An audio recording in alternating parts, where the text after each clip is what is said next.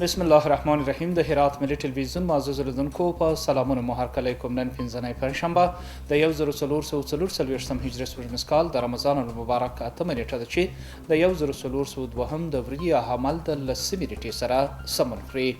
ستاسو پام د دې مهال خبري ټولګي ته راګرځوم. په سر کې د څو خبرونو سرټکي.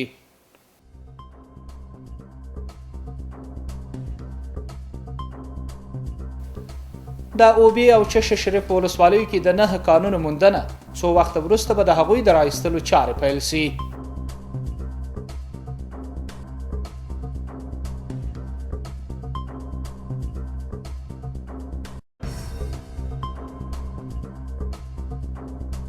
د کوهستان ولسوالۍ د پوهنې امیر سره د مولانا حقانی لیدنه په دې لیدنه کې د دغه ادارې پر ستونزو خبرې وسوې.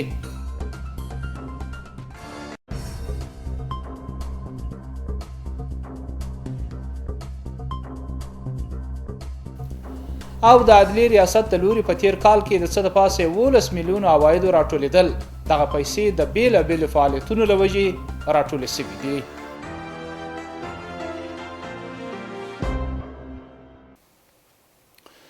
او اوس هم پام وکړئ بشپړ خبرونو ته.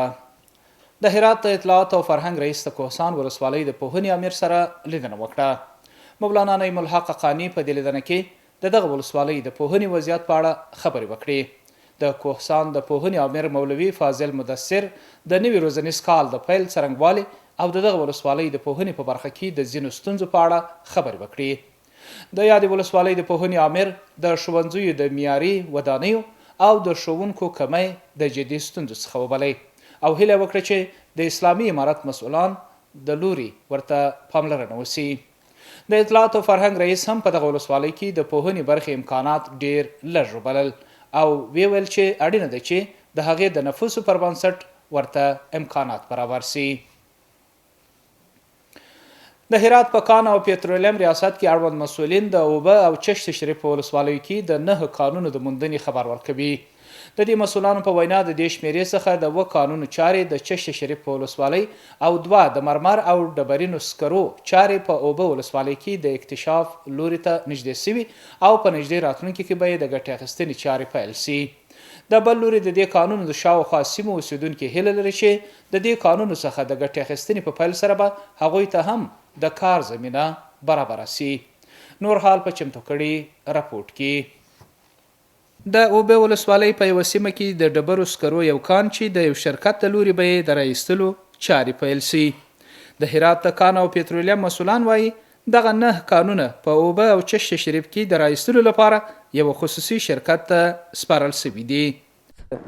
7 معدن مرمر در ولسوالی چشت و 2 معدن سنگ مرمر در ولسوالی اوبی و 1 معدن زغال سنگ در نوی نیک ولسوالی اوبی که تازه اسناد قرارداد از وزارت معادن به ریاست معادن ولایت هرات مواصلت کرده که همین اکنون جمعی که حضور دارند به خاطر تسلیم دهی ساحه معدن مذکور در اینجا تشریف آوردند و الحمدلله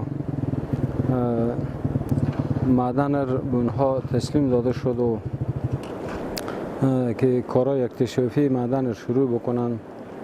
بعد از طی مرحله اکتشافی باز او را به مرحله برداری بگذارم.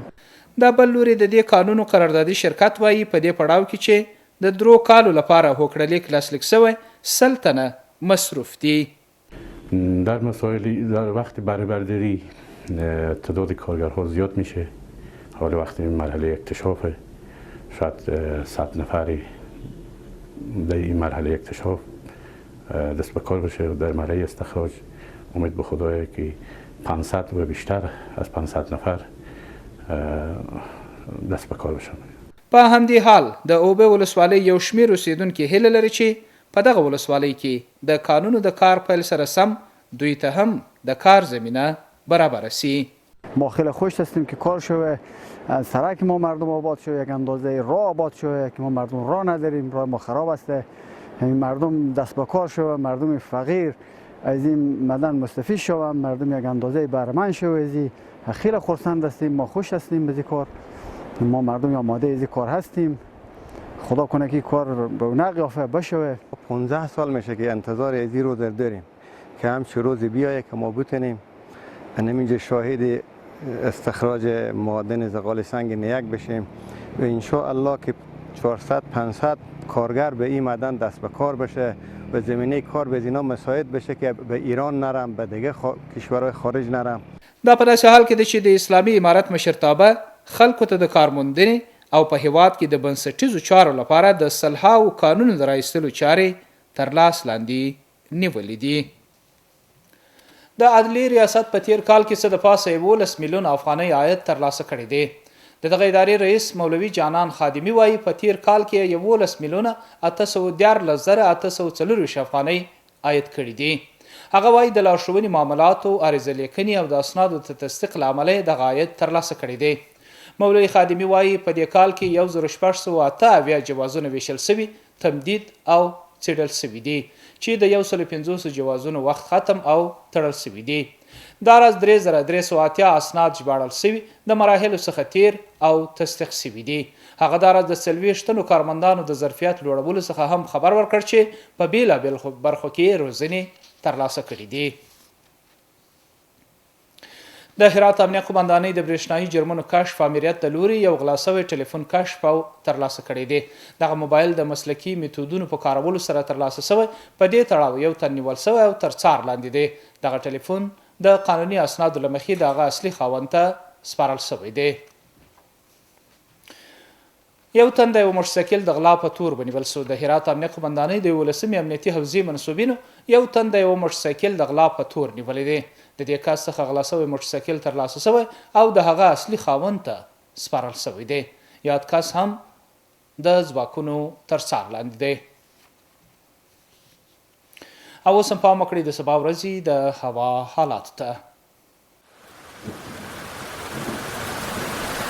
ګرانو دوستانو د ما سلامونه ومنئ، شپه مو په خیر. اوس هم پاملرنه وکړئ د سبا ورځې د هوا حالاتو ته.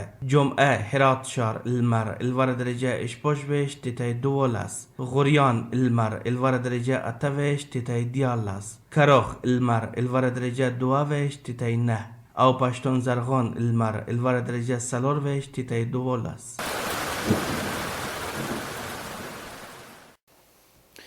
محترم لیدونکو، دا وا خبرونه اوس په پای کې یو ځل بیا د څو خبرونو سرټکي.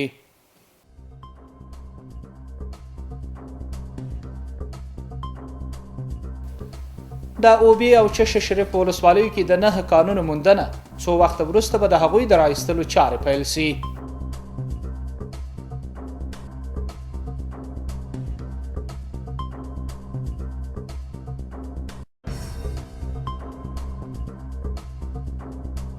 د کوهستان ولسوالۍ د پوهنې امیر سره د مولانا حقانی لیدنه په دې لیدنه کې د دغه ادارې پر ستونزو خبرې وسوې.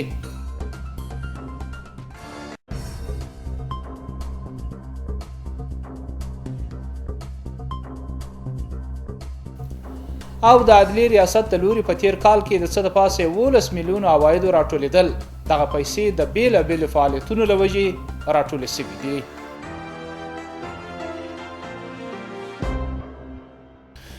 درنو محترم لیدونکو، دا وا د دې مهال خبرونه چې ستاسو قدرمنو حضور ته وړاندې سوه. تر بیا مو په لوی او مهربان رب سپارم.